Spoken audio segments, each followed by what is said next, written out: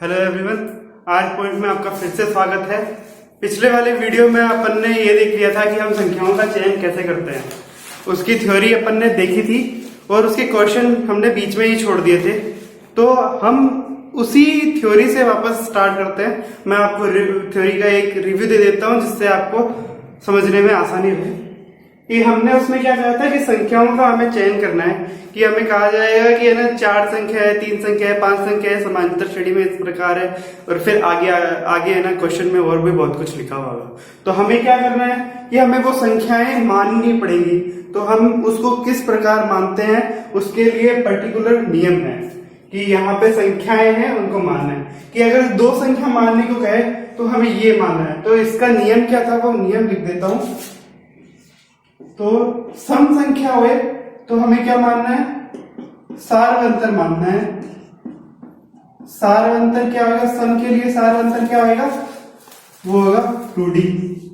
अगर विषम संख्या माननी है, विषम संख्या माननी है तो उसका सारवंतर D रहेगा। तो मतलब कि ये 2 पॉइंट आपको याद रखने हैं जो मैंने पिछले वाले वीडियो में भी समझाया था कि उसका सारवंतर। तो यहाँ पे देख लो कि अगर यहाँ पे ये 2 है तो हम इस प्रकार से इसको मानते हैं कि a माइनस में d और a प्लस में d। तो इसका सारवंतर क्या आ रहा है, इसका सारवंतर आ रहा है 2D। और 3 है तो हमें 3 संख्याएं माननी है। तो एक संख्या को बीच में 1 मान लिया और फिर एक इस तरफ से d घटा दिया और एक इस तरफ से d जोड़ दिया। तो ये एक 3 संख्याओं का ग्रुप बन गया। ऐसे ही अगर 4 संख्याएं सम आ जाती है तो बीच वाले 2 संख्या तो ये ले लेते हैं, उसके अंदर 2D इधर जोड़ देते हैं और इसमें से 2D घटा देते हैं। और ऐसे ही फिर ये 3 संख्याओं का ग्रुप यहाँ पे लिख दिया और फिर आगे वाली से। तो अपन है ना पिछली वाली संख्याओं को देख के आगे वाली संख्या अपन खुद निकाल सकते हैं। तो आप इस चीज को याद कर लेना, ये 2 नियम याद रखना और जिससे आपको ये संख्या मिल जाए। आपको 5 संख्याएं से ज्यादा पूछेगा नहीं। तो अगर आप इसको याद भी कर लेंगे ना तो आपके लिए बहुत ही बेनिफिशियल रहेगा। तो अब इसके लिए जो सवाल है वो आपके एक तो उदाहरण दे रखा है और एक प्रश्नावली में दे रखा है। तो मैं आपको एक सवाल करवा देता हूं, इसको मिटा रहा हूं, आप नोट कर लो एक बार, फिर बाद में ये मिटा दूंगा। वैसे ये किताब में लिखा हुआ भी है आपके लिए। तो सवाल में क्या है, क्वेश्चन दे रखा है कि 3 संख्या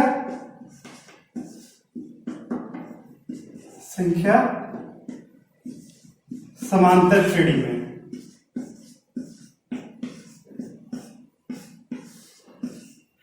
है। योग, उनका योग क्या दे रखा है, उनका योग दे रखा है, योग है -3। और फिर बाद में कह रखा है कि उनका गुणा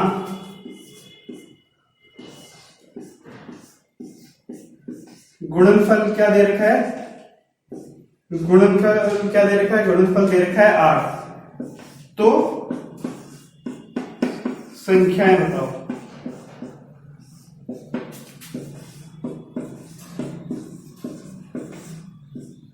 ये क्वेश्चन है ना पूछ रखा है कि ना आपको इनकी संख्याओं के बारे में बताना है कि ना 3 संख्या। तो पहले से कह रखा है कि 3 संख्या कैसे चूज करते हैं वो मैंने अभी बताया था, आपकी स्क्रीन पे भी दिख रहा होगा कि ना 3 संख्याएं किस हिसाब से लिखते हैं। और फिर ना उनका योग दे रखा है।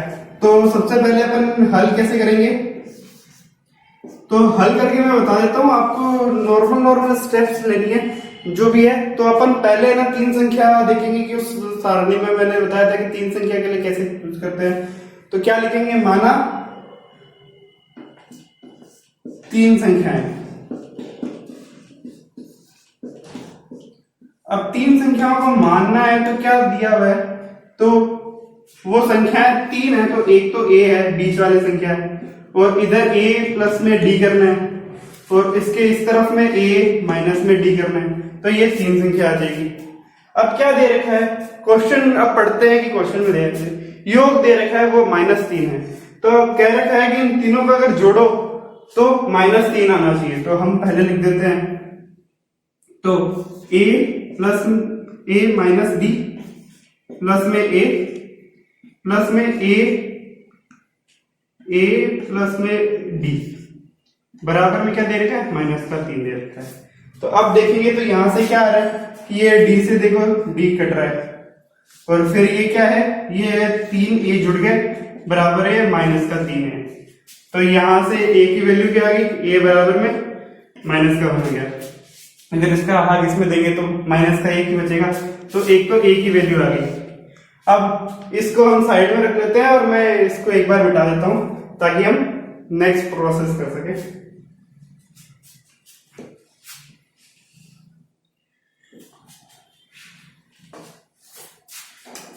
ए क्या निकल के आया है, ए बराबर में -1 आया है, तो हम उसको साइड में रख लेंगे। अब क्या कह रखा है कि गुणनफल, तो वो 3 संख्याएं अपन ने जो मानी थी उनका गुणा है वो 8 के बराबर है। तो a माइनस में d गुणा में a प्लस में d बराबर क्या दे रखा है, 8 दे रखा है। तो अब अगर अपन देखते हैं तो ये दोनों पद अगर इनको एक साथ रखेंगे तो कैसे बन जाएंगे। तो आपने पढ़ रखा होगा a प्लस में b और a माइनस में b बराबर क्या आता है, a स्क्वायर माइनस का b स्क्वायर। तो ये आपने पढ़ रखा होगा, ये एक सरल समीकरण है, क्योंकि ये इस सरल समीकरण से इसको अगर अपन गुणा करेंगे तो क्या आएगा, तो ये तो आ जाएगा a का स्क्वायर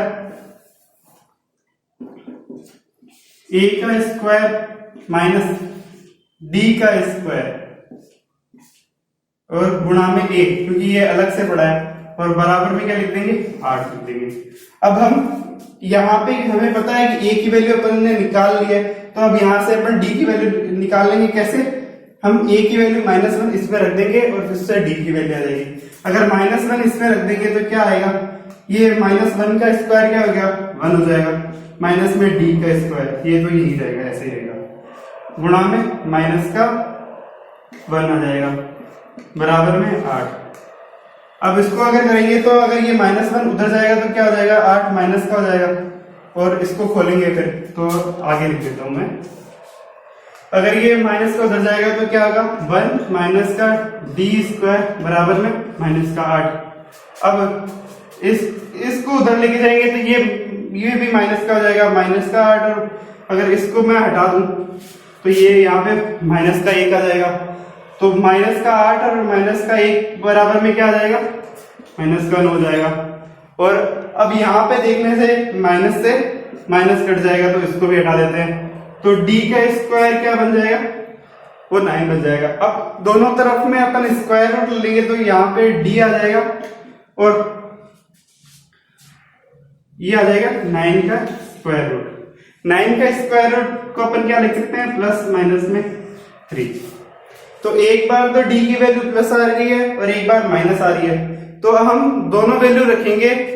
एक हमें a की वैल्यू भी पता चल गई और d की वैल्यू भी पता चल गई।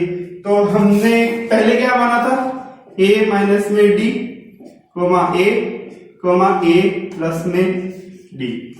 तो a की वैल्यू तो -1 अपने को पता है, और d की वैल्यू आ जाएगी वो प्लस की 3 आएगी या माइनस की 3 आएगी, दोनों में से एक को रखेंगे तो हमें उसका आंसर मिल जाएगा।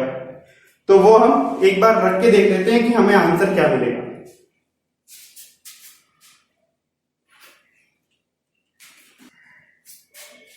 a की वैल्यू क्या निकल के आई थी, a बराबर में -1 आया था, और d की वैल्यू अभी अपन ने निकाली वो क्या आई थी, प्लस में माइनस में 3, तो 2 वैल्यू आ गई। तो हमें क्या निकालना है, एक तो a माइनस d, एक निकालना है a, और एक a प्लस में d निकालना है। आप ये सवाल समझ लो। इसके आगे वाला सवाल जो मैं आपको लिख दूंगा वो भी सेम ही है, वो आप देख लेना, उसी के हिसाब से हो रहा है। तो अगर हम लिखेंगे कि इफ मतलब यदि, मैं हिंदी में लिख देता हूं, यदि d बराबर में प्लस का 3 ले लेते हैं, हमने d बराबर में प्लस का 3 लिया, तो a की वैल्यू -1 है और d की वैल्यू अगर प्लस का 3 रहेगा तो यहाँ पे प्लस का 3 आ जाएगा, और a की वैल्यू -1 है, a की वैल्यू -1 है और d की वैल्यू प्लस का 3 है। तो यहां से क्या आएगा, a की वैल्यू, ये यहां से क्या आ रहा है, ये -4 -1 और ये 2 आ गया। तो एक तो ये सीरीज में निकल के आ गया। अगर दूसरा पॉइंट ले लें, यदि d बराबर -3 ले लेते हैं, तो इसके अंदर अपन क्या करेंगे कि d की वैल्यू +3 की जगह -3 रखेंगे, तो उस हिसाब से आएगा। तो यहां क्या आएगा, -1 तो पहले आएगा क्योंकि वो a की वैल्यू है, -3 कोमा यहाँ a की वैल्यू -1 ही है, और d की वैल्यू क्या है, -1 प्लस -3।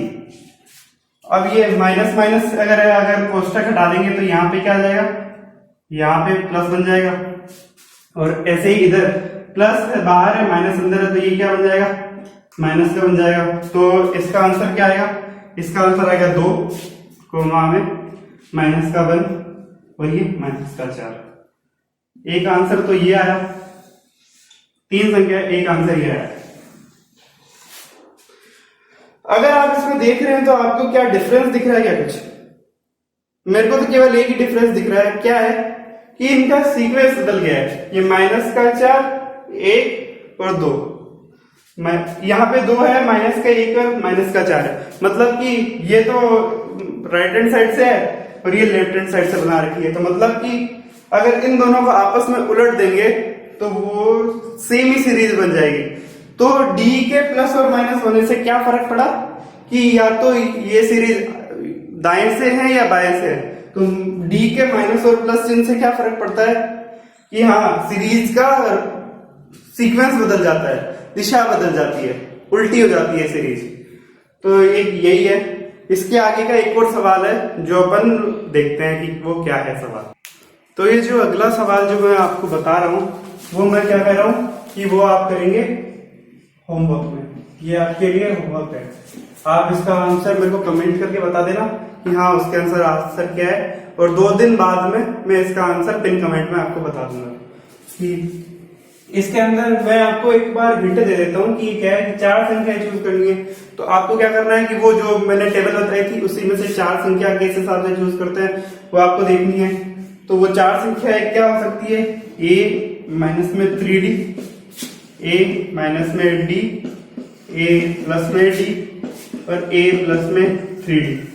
ये आपको हिंट है क्योंकि ये तो डायरेक्टली आपको नोन है कि क्या करना है। तो पहली लाइन में क्या रखें, संख्याओं का योग 50 है तो इनको जोड़ के 50 के बराबर कर देंगे। और फिर ये जो नेक्स्ट लाइन है ये सबसे इंपॉर्टेंट लाइन है, इसीलिए ये क्वेश्चन मैं क्या कह रहा हूं, ये क्वेश्चन इंपॉर्टेंट है, आप इसको सोल्व करना, पक्का सोल्व करना। मैं आपको हिंट इसीलिए दे रहा हूं ताकि आप इसको खुद सोल्व कर रहे हैं। जब तक आप खुद सोल्व नहीं करेंगे तब तक आपको नहीं आएगा और आप समझ नहीं पाएंगे कि वो सवाल कैसे हुआ। तो क्या लिख रखा है कि सबसे बड़ी संख्या सबसे छोटी संख्या 4 नहीं है। तो क्या कह रखा है कि सबसे बड़ी संख्या। सर आप कहोगे कि सर इसमें सबसे बड़ी संख्या ये क्यों है, क्योंकि सब इसमें पॉजिटिव है, इसमें सभी पॉजिटिव है, ए भी पॉजिटिव है और डी भी, दोनों के बीच में प्लस का चिन्ह है। तो सबसे बड़ी संख्या यही माननी है। और कह रखा है कि सबसे छोटी संख्या, तो सबसे छोटी संख्या के बारे में बता रखा है। तो इससे हमें क्या बनाना है, समीकरण बनाने का। क्या रख रखा है, a प्लस में 3d सबसे बड़ी संख्या, और क्या कह रखा है, a माइनस में 3d सबसे छोटी संख्या की 4 गुनी बता रखा है। तो ये एक समीकरण हो जाएगा। तो मतलब कि एक तो क्या कह रखा है कि इन सबका जोड़ बराबर में 50 है, और दूसरा ये समीकरण, तो एक समीकरण तो ये हो जाएगा और दूसरा समीकरण ये हो जाएगा। इससे सभी 3d से 3d कट जाएगा, d से d कट जाएगा, तो इससे तो a निकल जाएगा और इससे क्या निकल जाएगा, a की वैल्यू रख के इससे d निकल जाएगा।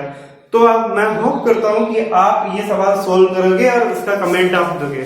तो आज की वीडियो में इतना ही। नेक्स्ट वीडियो में अपन क्या पढ़ेंगे, समांतर श्रेणियों का योग। Thank you.